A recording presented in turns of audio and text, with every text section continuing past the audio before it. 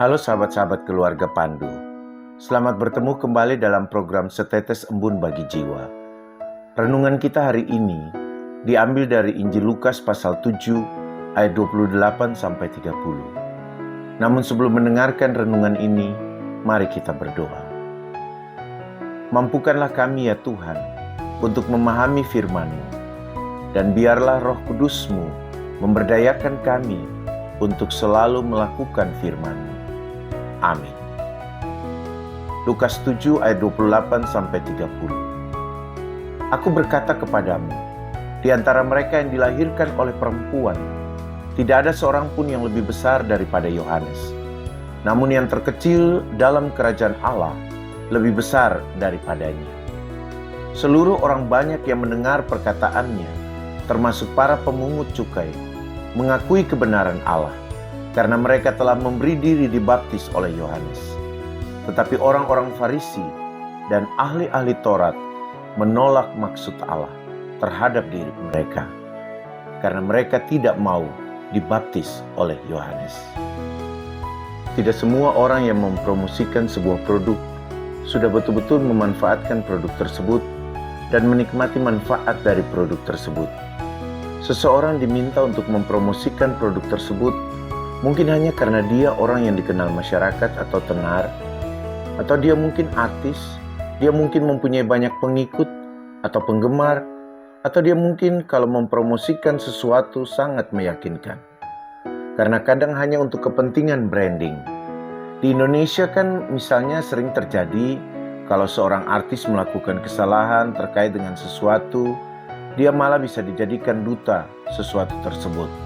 Kita mungkin masih ingat misalnya artis Zaskia Gotik yang dijadikan duta Pancasila karena dianggap menghina Pancasila.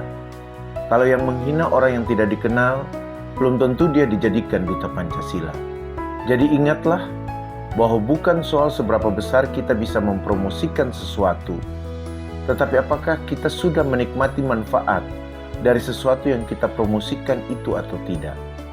Dari penjelasan sederhana ini, kita bisa mengerti mengapa Yesus mengatakan bahwa yang terkecil dalam kerajaan Allah lebih besar daripada Yohanes Pembaptis. Di bagian awal dari ayat 28, Yesus mengatakan bahwa di antara mereka yang dilahirkan oleh perempuan, tidak ada seorang pun yang lebih besar daripada Yohanes Pembaptis.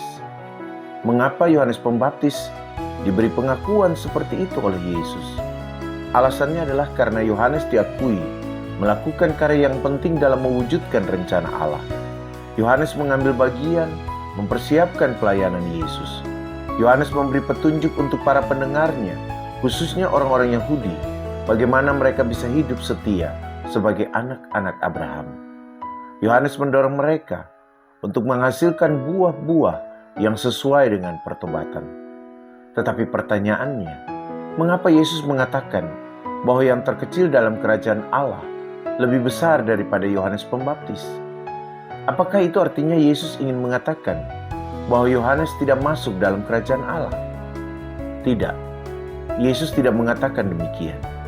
Pernyataan Yesus ini sebenarnya merupakan respons Yesus terhadap pertanyaan dan keraguan Yohanes terhadap Yesus ketika dia bertanya, "Engkaulah yang akan datang itu, atau haruskah kami menantikan seorang lain?"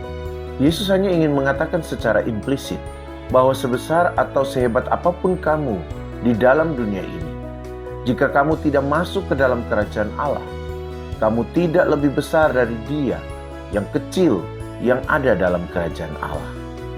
Karena itu, yang harus menjadi tujuan hidup seseorang adalah mendapat tempat dalam kerajaan Allah. Bagaimana caranya? Percaya kepada Yesus Kristus dan lakukan apa yang dikehendakinya.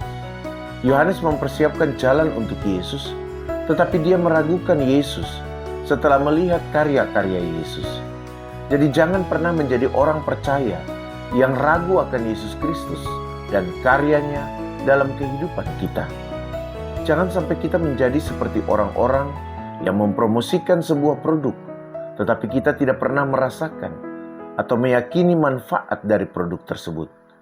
Kita hanya banyak berbicara tentang produk itu, tetapi itu tidak didasarkan atas pengalaman kita sendiri. Jangan hanya berbicara tentang Kristus dan karya keselamatan yang dilakukannya, tetapi kita sendiri tidak meyakini dan hidup di dalam karya keselamatan Kristus itu. Jangan hanya menjadi pemberita-pemberita Injil yang hebat, tetapi kita meragukan karya Kristus di dalam kehidupan kita, terutama ketika kita berhadapan dengan masalah.